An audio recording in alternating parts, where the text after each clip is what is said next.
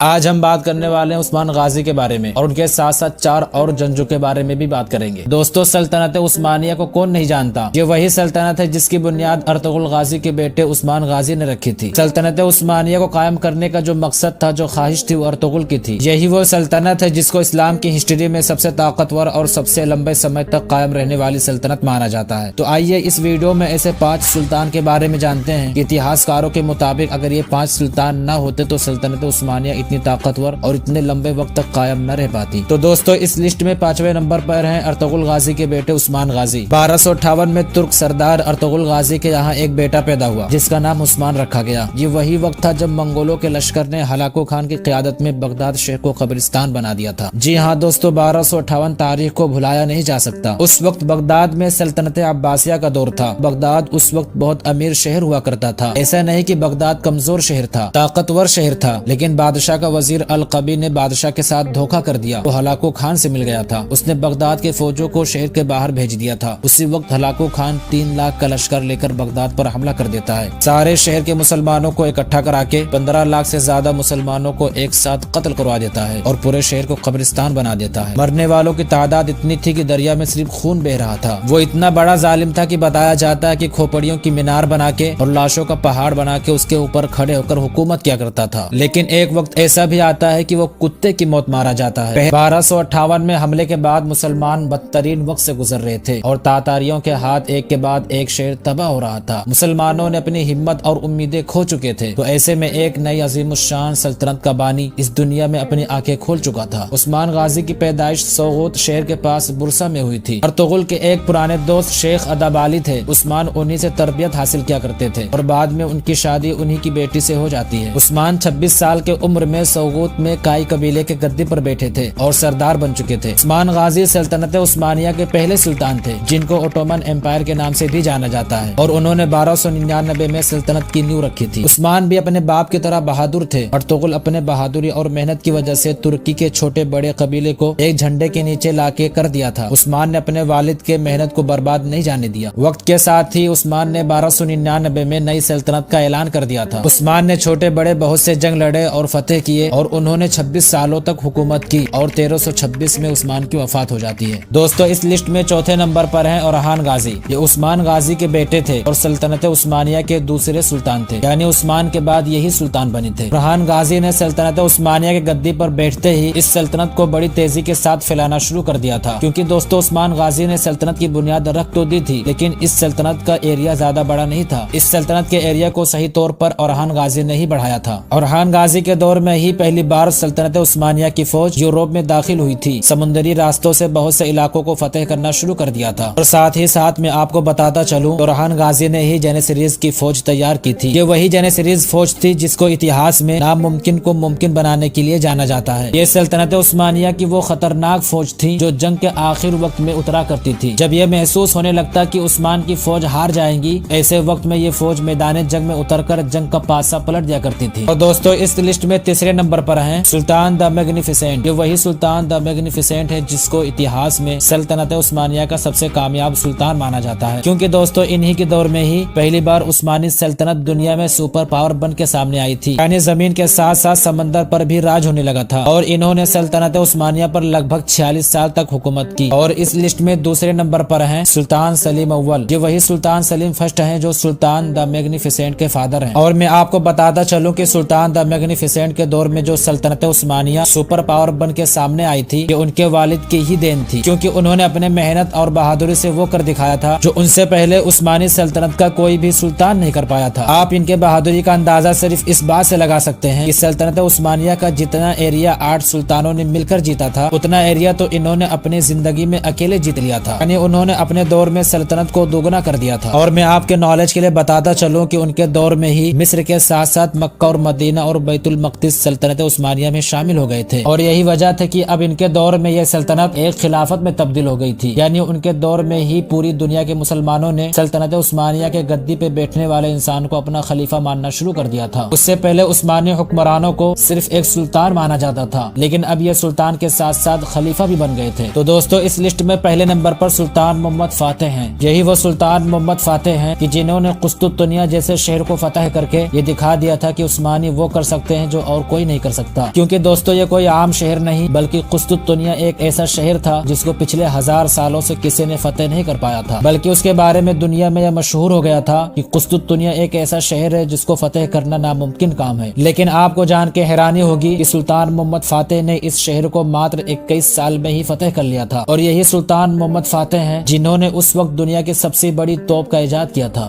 ये थे सल्तनत उस्मानिया के बहादुर सुल्तान। इनके अलावा और भी सुल्तान हैं, और तुगलक के खानदान के 36 लोगों ने सल्तनत उस्मानिया पे हुकूमत की है। तो अगर आपको हिस्ट्री में इंटरेस्टेड है तो ऐसा ही नॉलेजेबल वीडियो के लिए चैनल को सब्सक्राइब जरूर से कर लेना, ताकि हर आने वाला वीडियो आप तक पहुंचे सबसे पहले।